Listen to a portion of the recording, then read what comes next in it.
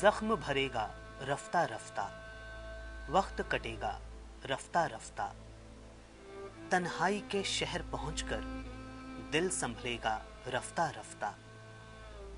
एक पुराना बीता पल जब भर आएगा आंखों में, तब उन बचकानी बातों में तू याद आएगा रफ्ता रफ्ता।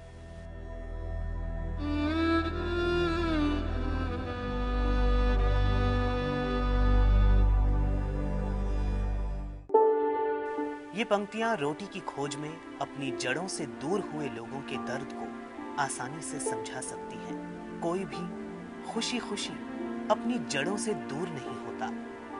अपनी जमीन को छोड़कर कोई नहीं आना चाहता, लेकिन जब समय करवट लेता है तो अपनी माटी में भी पेट भरने की कुव्वत नहीं रह जाती। मजबूरी लोगों को अपनी माटी से दूर ले जाती है। बेहतर जिंदगी के सपने लोगों को शहर की ओर खींच लेते हैं। शहर जहां हर रोज हजारों कदम रोटी की तलाश में भटकते आते हैं।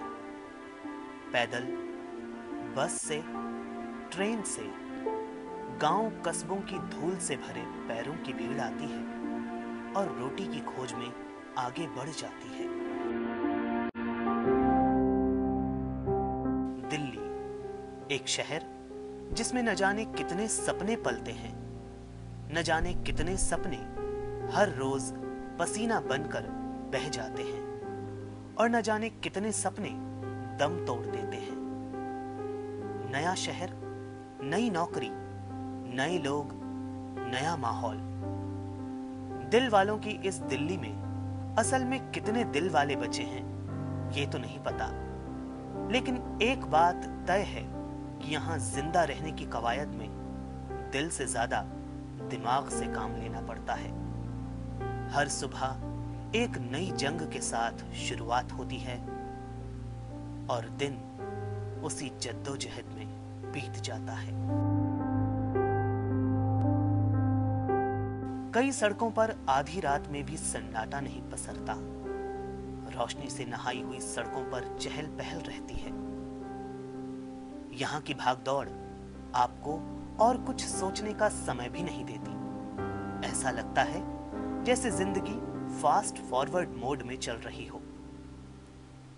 यहाँ जिंदगी हर रोज नए सपने दिखाती है और वो अधूरे पुराने सपने न जाने किस कोने में खो जाते हैं जो कभी प्यार से बोए थे।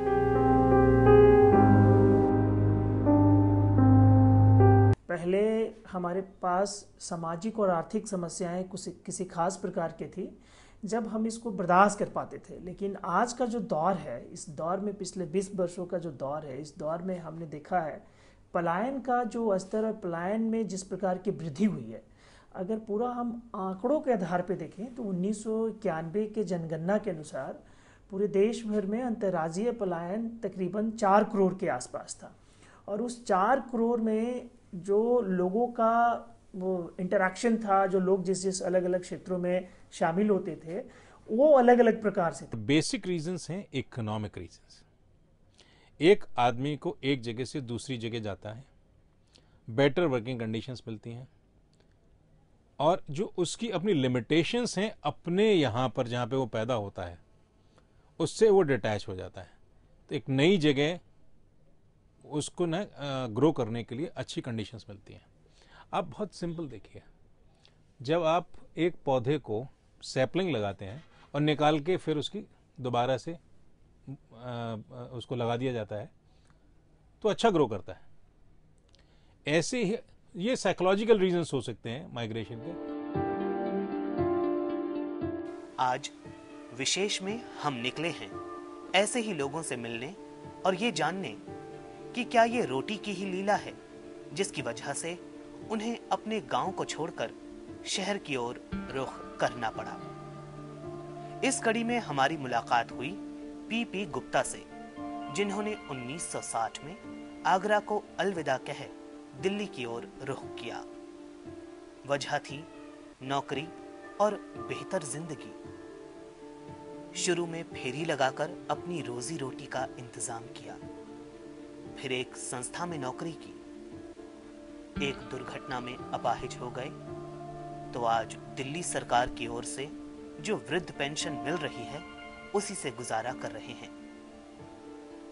ये पहले आरएमएल के पास की झुग्गी में रह रहे थे। एक सरकारी आदेश आया और फिर उन्हें उठाकर मोतिया खान के इस सामुदायिक भवन में यह कहकर रखा गया कि 6 महीने के अंदर इन लोगों का अपना घर होगा। आज उस बात को कहे हुए 2 साल हो गए, लेकिन आज तक कुछ नहीं हुआ। समस्या पहली तो यह है कि गवर्नमेंट ऑफ इंडिया और दिल्ली सरकार गवर्नमेंट के ऑर्डर थे कि उजाड़ने से पहले बसाया जाए, परंतु हम लोगों को उजाड़ दिया गया है और बसाया नहीं गया जी। हम लोग 35 साल से ओल्ड जीव पॉइंट में थे, आरएमएल के जस्ट बगल में। वहाँ से उन्होंने अचानक तोड़ दिया और हम लोग को कुछ नहीं दिया।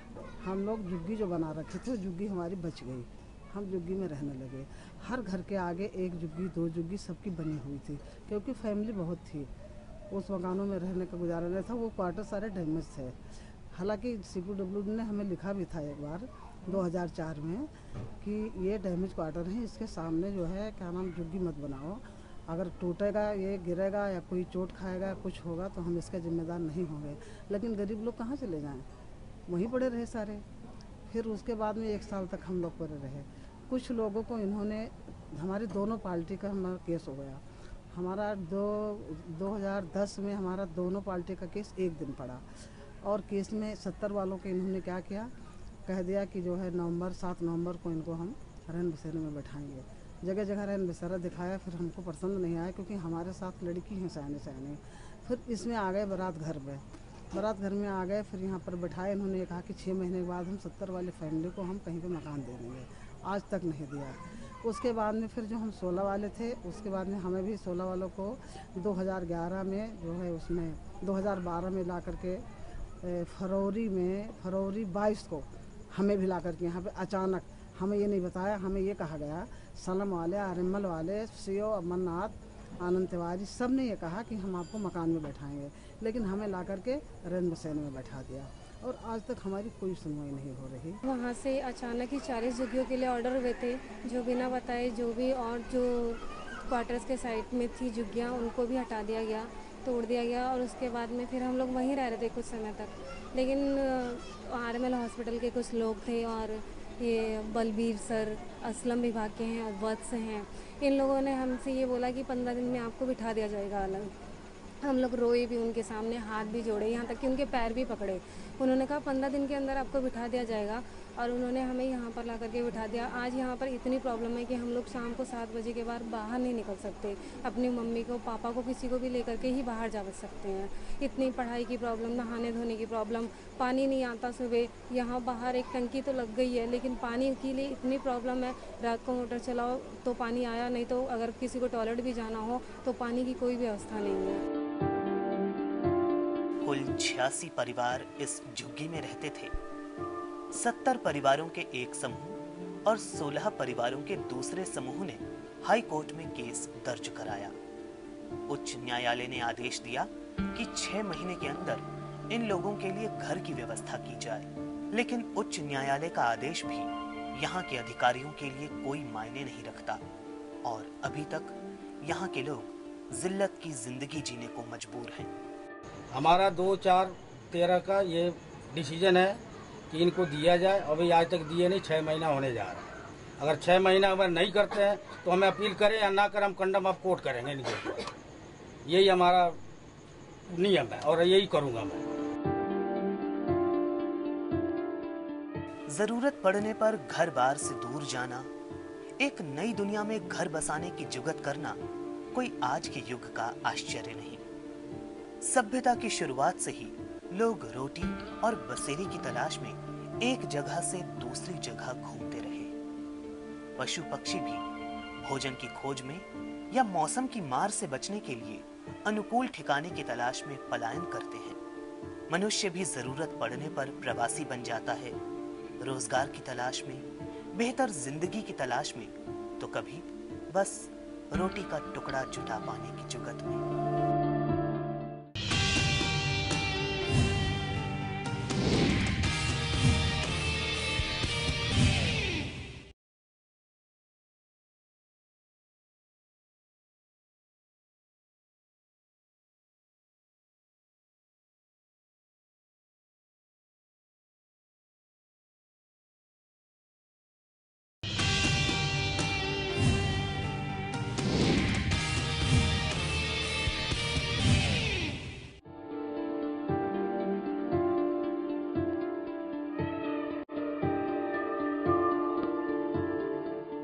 बचपन में पढ़ा करता था कि हिंदुस्तान गांव में बसता है। आज जब गांवों को देखता हूं तो लगता है कि ये जुमला अब सिर्फ किताबों की ही शोभा बढ़ा सकता है। आज गांव खोखले होते जा रहे हैं। मजदूरों की टोलियां मुंबई, दिल्ली जैसे शहरों की ओर भाग रही हैं। महानगरों के किनारे बसने वाले कस्बों में रोज भोर में मजदूरों से लदी बसें खुलती हैं जो शहरों में आकर खाली हो जाती हैं। सड़कें बनाने, ढुलाई करने, चूना बढ़ई जैसे छोटे मोटे कामों में दिन भर खपने के बाद रात ढले फिर मिनी बसों में लदकर वापस लौट जाती हैं। सड़कों के किनारे झुग्गियों में रोज नए चेहरे आकर बसते हैं। इनके पास बस अपने श्रम के अलावा और कुछ नहीं। फैक्ट्रियों से लेकर घरों में ये लोग दिन भर खटते हैं और फिर सड़कें इनका रैन बसेरा बन जाती हैं।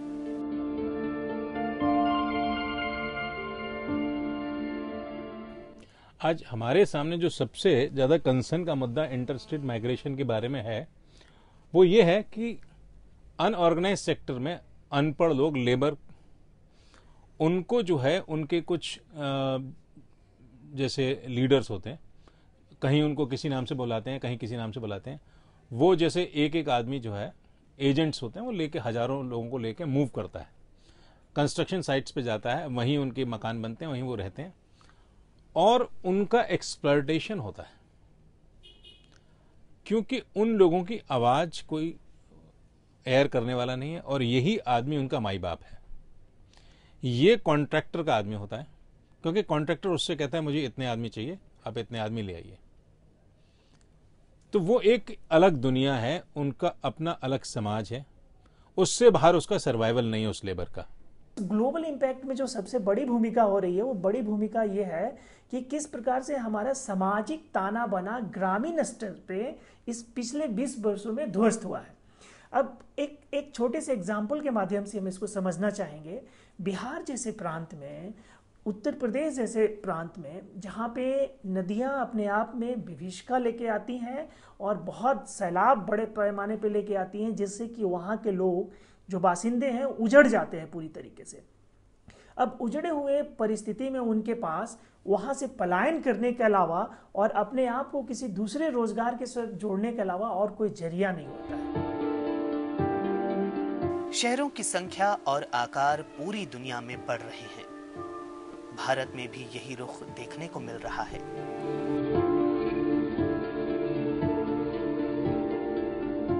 जहां 2001 में भारत में शहरों की संख्या 1362 थी, वो 2011 में बढ़कर 3900 हो गई है।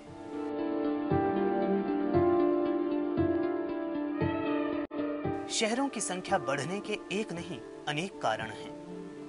गांव में घटता रोजी का जरिया, बाढ़ और अकाल जैसे प्रकोपों से, भूखमरी जैसी स्थिति से गांव के बाशिंदे शहरों में समाते जा रहे हैं। शहर भी अपने पैर पसार रहा है। शहरों के किनारे बसे गांव धीरे धीरे अपना वजूद खोकर बस एक कॉलोनी बनकर रह जाते हैं।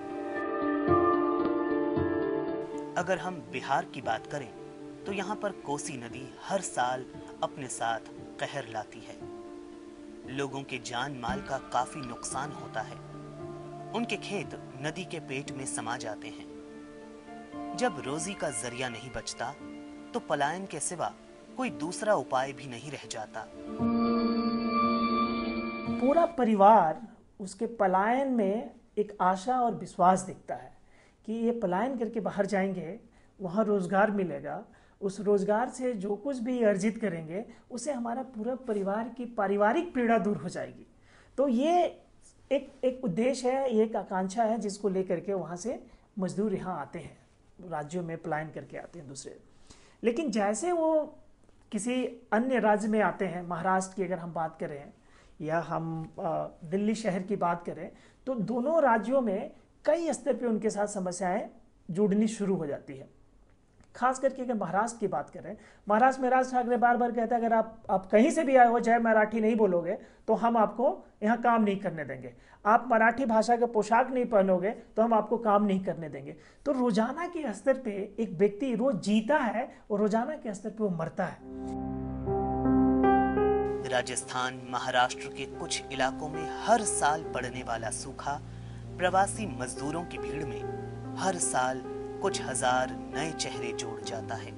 गांवों से शहर की ओर पलायन सिर्फ हमारे देश की समस्या नहीं है, बल्कि ये एक वैश्विक समस्या है।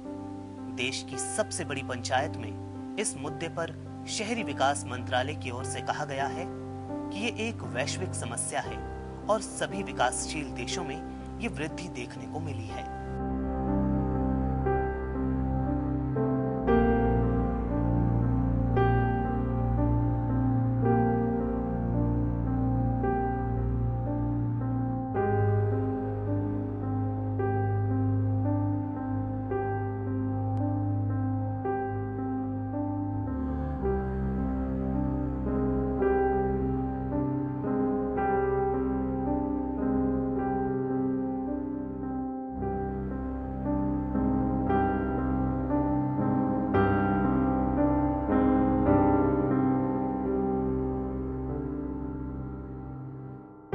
शहरों में बहुत तीव्र गति से विकास हुआ है, वृद्धि हुआ है, और इस वृद्धि को पूरा करने के लिए एक ऐसे नॉन स्किल लेबर की जरूरत पड़ी है जो पलायन को बढ़ाया है।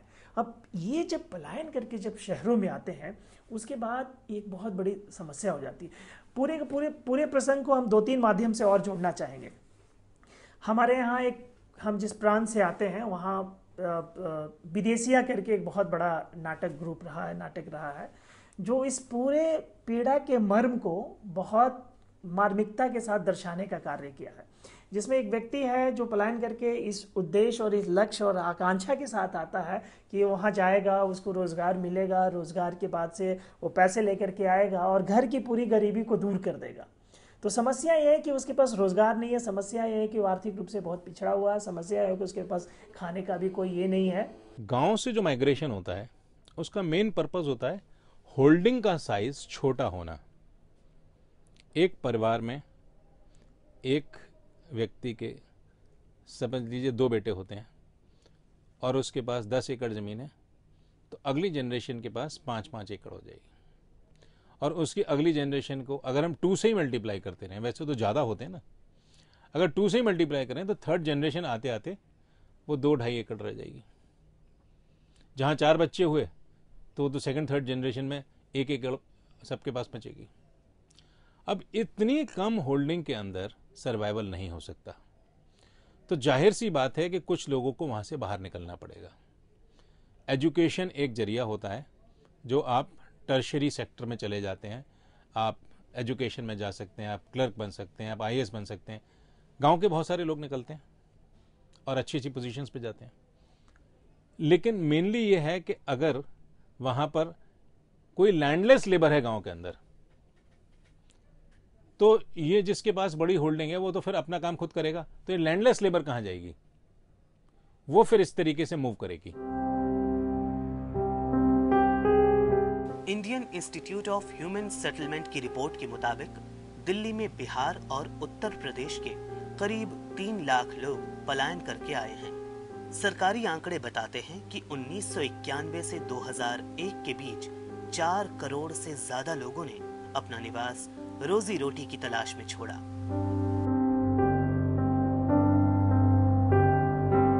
दिल्ली को लीजिए, यहाँ आने वाले लोगों में 17% उत्तर प्रदेश के सिर्फ 10 जिलों से आते हैं। उत्तर प्रदेश के बाद बिहार, हरियाणा, उत्तराखंड, झारखंड और पश्चिम बंगाल का नंबर आता है।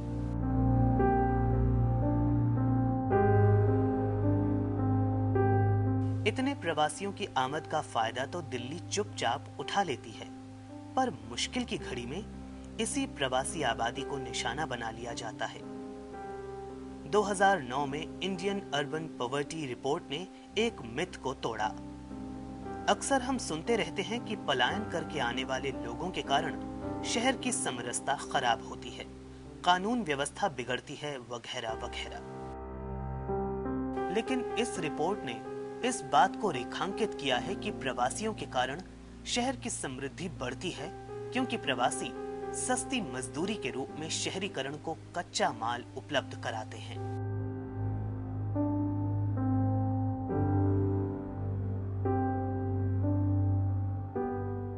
शहर में अगर क्राइम है तो इनके कारण से है। शहर में अगर अपराध है तो उसमें सबसे ज़्यादा ये शामिल है। शहर पे ये बहुत बड़े बोझ हैं।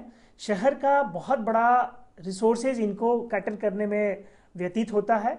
लेकिन इस मिथ को अगर हम फैक्ट के आधार पे बात करें, कई सारे इस प्रकार के रिसर्च हुए हैं पिछले 10-15 वर्षों में, जो ये दिखाते हैं कि इस पॉपुलेशन का तकरीबन 95% ऐसी आबादी है जो रोजाना इस शहर का निर्माण करने में, इस शहर को बेहतर बनाने में, इस शहर को सुंदर बनाने में अपनी भूमिका निभाती है। चाहे हम उसको किसी भी रूप में देख सकते हैं, चाहे वो कंस्ट्रक्शन के रूप में देख सकते हैं, चाहे हम रोड बनाने के रूप में देख सकते हैं, चाहे हम भवन बनाने के रूप में देख सकते हैं, रिक्शा चलाने के रूप में देख सकते हैं, शादी पार्टियों में काम करने के रूप में देख सकते हैं, हर स्तर पर देख सकते हैं। क्योंकि ये एक प्रकार से ऑर्गेनाइज नहीं है, ये अनऑर्गेनाइज्ड है, इसलिए एक जगह पे ये दिखते नहीं है। लेकिन सच्चाई ये है कि इनकी भूमिका शहर के निर्माण में सबसे ज्यादा है। देखिए, कुछ राजनेताओं ने उस तरीके की शब्द कहे थे कि दूसरे देशों से लेबर जो आती है वो क्राइम करती है या शहर को गंदा करती है। ये थोड़े से इर्रेस्पॉन्सिबल रिमार्क्स हो जाते हैं, क्योंकि अगर आप पूरे एक होलिस्टिक पिक्चर लें तो अगर ये माइग्रेशन बंद हो जाएगा तो ये शहर जो है वहीं की वहीं इसकी ग्रोथ रुक जाएगी। अब दिल्ली को ले लीजिए। अब दिल्ली सरकार जब क्लेम करती है कि हमने इतनी सड़कें बनाई, हमने इतने फ्लाईओवर बनाए या हमने इतनी डेवलपमेंट करी, तो दिल्ली सरकार को ये समझना चाहिए कि ये डेवलपमेंट दिल्ली के किसी एक आदमी ने जाके वहां पे ईंट नहीं उठाई है। अगर फ्लाईओवर बनाया है तो बिहार, उड़ीसा, यूपी की लेबर ने बनाया है।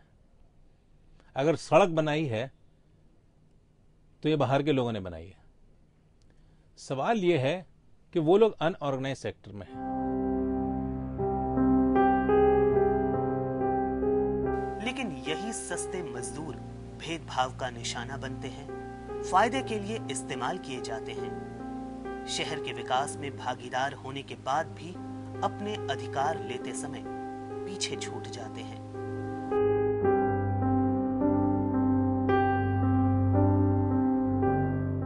ऐसे प्रवासियों के लिए ही 1979 में इंटरस्टेट माइग्रेंट वर्कमैन एक्ट बनाया गया। इस कानून में प्रवासी मजदूरों को समान मजदूरी का प्रावधान है। दूसरे राज्य से बुलाए गए मजदूरों को विस्थापन भत्ता के साथ ही यात्रा के दौरान वेतन जारी रखने का भी प्रावधान किया गया है। किसी दूसरे राज्य से कुशल मजदूर बुलाने पर आवास और चिकित्सा सुविधा देना भी अनिवार्य बनाया गया है। इस तरह से देखा जाए तो दूसरे राज्य से कुशल मजदूर बुलाना मालिकों के लिए महंगा ही पड़ेगा। ऐसा इसलिए किया गया ताकि स्थानीय मजदूरों का हक न मारा जाए। लेकिन इस कानून का कड़ाई से पालन नहीं होता। इसका खामियाजा मजदूरों को भुगतना पड़ता है। इससे प्रवासी मजदूरों को उचित मजदूरी का हक नहीं मिलता।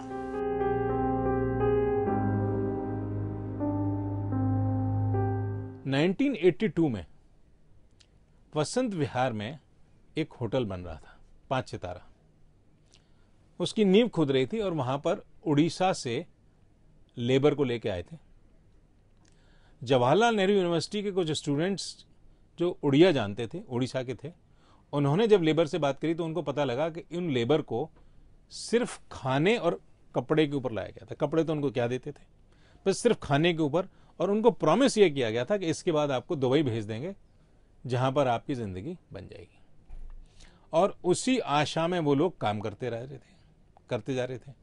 तो इन लोगों ने जब वहां पर जाकर, जेएनयू के छात्रों ने जब वहाँ की कुछ एक प्रतिध्वनि करके एक संस्था थी, उन्होंने जाकर जब बातचीत वगैरह की, तो फिर वो कॉन्ट्रैक्टर के गुंडों ने इन सबकी पिटाई उटाई की और काफ़ी स्टूडेंट्स को चोट लगी। तो उस तरीके का ये एक सच है। इनकी प्रोटेक्शन के बारे में अगर बात करें तो एक एक्ट आया था, इंटरस्टेट माइग्रेशन एक्ट 1979, कंप्लायंसेस नहीं हो पाई, तो अनप्रोटेक्टेड है ये।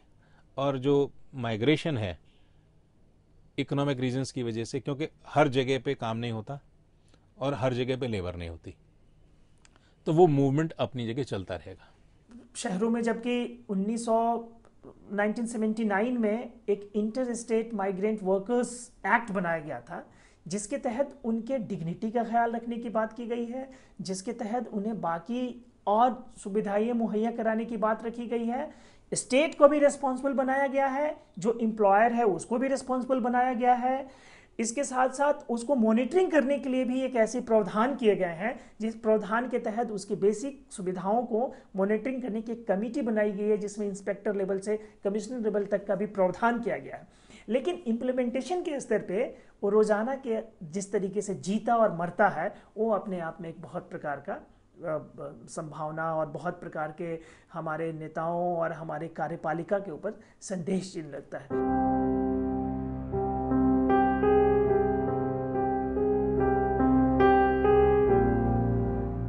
लोगों का पलायन मुख्य रूप से आजीविका से जुड़ा हुआ है। अगर किसी इंसान को उसके गांव घर में ही बेहतर जिंदगी मिलने लगे, तो फिर वो शहर की ओर रुख क्यों करेगा? लेकिन दुर्भाग्य से ऐसा नहीं है, क्योंकि आज गांव उपेक्षित हो रहे हैं, जंगल उजड़ रहे हैं, जिसके कारण लोग अपनी जीविका को चलाने के लिए शहर दर शहर दर बदर होने लगे हैं।